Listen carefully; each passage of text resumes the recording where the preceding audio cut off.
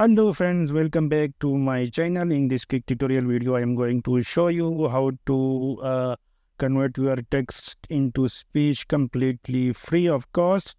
First of all, open this web page. I will give you the link in video description below. And first of all, you don't need to registration here.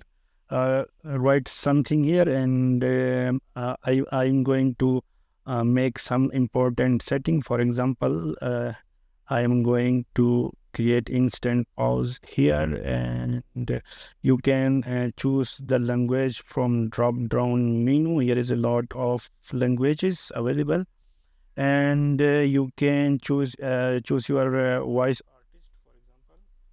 TTS Maker is a free text-to-speech tool that provides speech synthesis TTS services. Maker is a professional voice generator that uses artificial intelligence technology. This is an example of an unfriendly emotion. Think of responding to someone with a cold and indifferent tone. Okay, and now select your favorite artist, voice to artist, and complete the captcha. And if you want to more setting, click on more.